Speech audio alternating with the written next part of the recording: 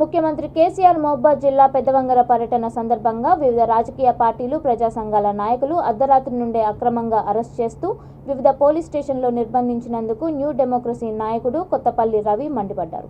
CPI ML ప్రజాపందా జిల్లా నాయకుడు Kothapalli Ravi, CPI జిల్లా సమితి నాయకులు ఓమా భిక్షపతి, బంధు మహేందర్, తొర్రూరు మండల కాంగ్రెస్ నాయకుల చెవిటి సుధాకర్, సుంచు సంతోష్, బీజేపీకి చెందిన కొంతమంది నాయకులను అరెస్ట్ చేసి తొర్రూరు, నరసింహపేట పోలీస్ స్టేషన్లో నిర్బంధించారని అన్నారు. ఇతర సంఘాల వాళ్ళను అక్రమంగా అరెస్ట్ చేయడం జరిగింది.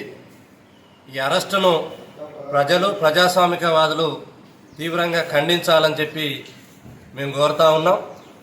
ఇలాంటి అక్రమ అరెస్టుల కోసమా తెలంగాణ రాష్ట్రాన్ని తెచ్చుకున్నది అని చెప్పి మేము ప్రశ్నించదలుచుకున్నాం.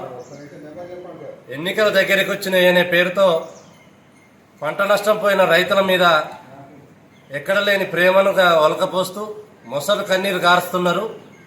ఇవన్నీ ప్రకటనలకు, పర్యటనలకు పరిమితం కాకుండా నష్టం జరిగిన రైతులకు లబ్ధి జరిగేటట్టుగా చర్యలు తీసుకోకపోతే మేము మహబూబాబాద్ జిల్లా పెద్దవంగర మండల పర్యటన సందర్భంగా గత అర్ధరాత్రి నుంచి ఈ ప్రాంతంలో ఉన్న అన్ని రాజకీయ పార్టీల నాయకులను, ప్రజా సంఘాల నాయకులను అక్రమంగా అరెస్టు చేసి వివిధ పోలీస్ స్టేషన్లలో నిర్బంధించడం జరిగింది.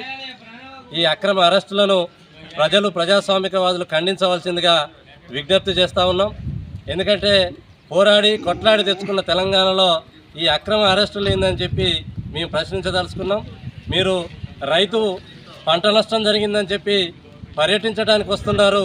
మరి అవి పర్యటనలుగా కాకుండా ఆ నష్టం జరిగిన రైతులకు లబ్ధి చేకూరేటట్టుగా, లాభం చేకూరేటట్టుగా చేయకపోతే మాత్రం ఈ అన్ని ప్రజా సంఘాలు, పార్టీలన్నీ కలిసి నీ ప్రభుత్వ విధానాలకు వ్యతిరేకంగా పెద్ద ఎత్తున ఉద్యమాలు చేయాల్సి వస్తుందని చెప్పి ఈ సందర్భంగా హెచ్చరిస్తున్నాం.